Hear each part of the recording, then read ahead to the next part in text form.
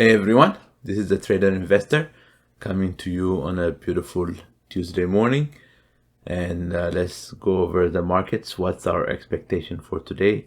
Where are the markets setting up?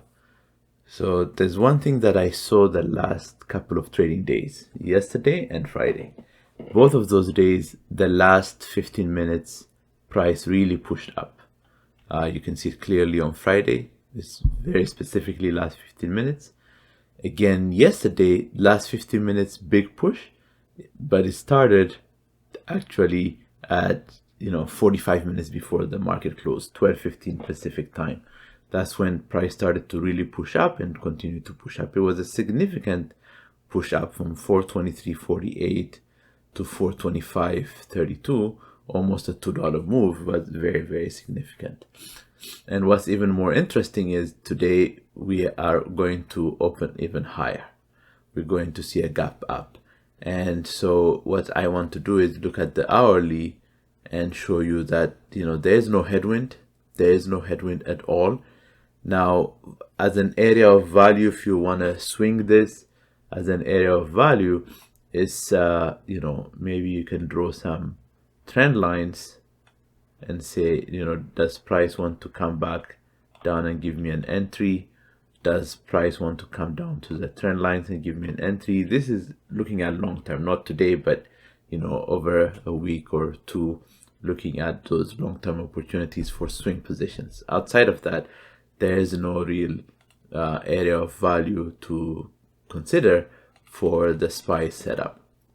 Let's just really quickly look at long-term swing positions. Qs are making all-time highs. Again, they're nowhere near an area of value. They just keep pushing up. So and today it looks like a little bit weak in the pre-market session, the way they're opening. Even if you look at the Nasdaq futures, they're in the negative territory, but not a big deal.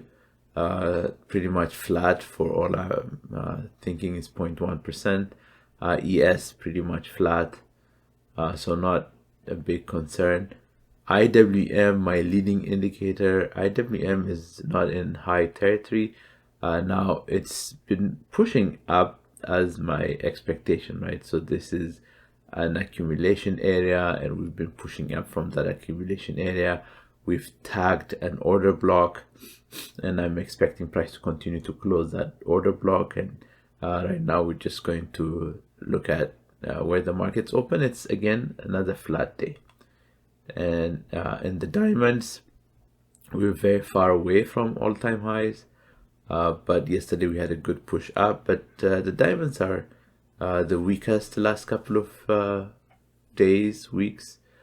So yet to be seen if they want to start to recover at least some levels here, these recent highs, or go higher. We shall yet see that.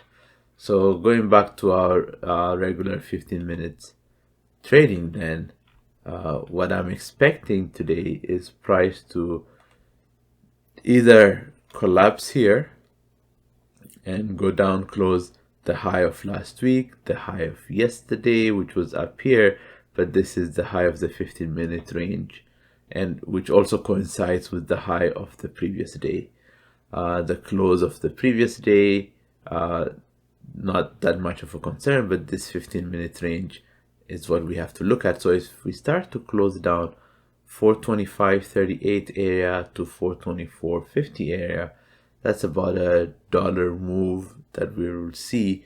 And will price continue to drive down in this manner, or will price, when it comes down to these previous highs, will reverse? Previous highs meaning last week's high and the 15-minute range high of yesterday. Will it reverse when it comes there? We shall see. That's what we are going to trade. To the upside, once we break the 15-minute range, it's off to the races. There's nothing really stopping us from the upside. But keep in mind, let me remind you of last week, Thursday. I said we were off to the races. I missed this entry as I was doing this video. I'm glad I missed it. It was a pure coincidence, I would have taken this entry and would have been stopped out, but that's okay. And so what price decided to do was really not go to the upside. It wanted to just keep driving down and maintain a pretty narrow range. So we were in that range for 2-3 days now, but yesterday price pushing out of that range is a good sign, and now price opening up higher is a good sign. So this is what I'm expecting to see in the SPYs as a trade. For Qs, because Qs are opening lower than yesterday's close, I don't know what to do yet, because I want to see the 15-minute range formed. I would like the 15-minute range to be formed a little bit outside of yesterday's high, but again, this is a good area, right? So somewhere, if it forms somewhere here, we have now an opportunity to even go to the downside for that dollar move that we're looking for, or to the upside with no limit. That's what we want to see, but I don't know where that 15-minute range is formed, so we shall see when that happens.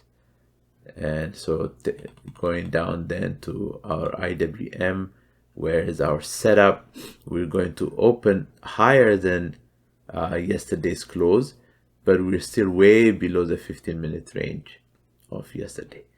Yesterday, this is a trade that I was able to capture, is when we broke the 15-minute range, targeting these lows here. That was a good area to target, but today, because we are opening below this 15-minute range, now if we form that range somewhere here, do we have a dollar here? That's the big question. Do we have that dollar? I don't know yet, right? Because I don't know where this 15-minute range high is formed. If it's formed right there, it doesn't give us the dollar that we need. If it forms much lower, then we have some room to the upside. The other thing is, to the downside, we have the low of last week, which is about the same as the low of yesterday. Not the low of last week, but the low of Friday, right? Last week's Friday and the low of yesterday are pretty much aligned. So if we break the 15-minute range, do we have a dollar move? That's what we're looking for. So we'll be entering those option positions based on that. So right now, the markets are just in a pretty much flat state. I think because there's FOMC minutes, they already started their conversation. I think there's some indecision until tomorrow, 2 p.m. Eastern time, 11 a.m. Pacific time, where the interest rate decisions come out and the FOMC minutes are given to us. I think there's some indecision, just wait and hold and see what happens. Anticipation for that. So I'm not reading any expectation one way or another. That's why the market is in a hold pattern and just moving in small ranges. Yes, it's making some $2 or $3 move, but if you look at yesterday from high to low, it did not close at the low, right? It closed closer to the high. So it's just a hold pattern for me. That's what I'm seeing. So we'll just trade what the markets want to give us. That's how we're going to take a look at it. So based on that, let's the market open in about 10 minutes and we should see what happens. All right, everyone, take care, and I'll see you in the next video.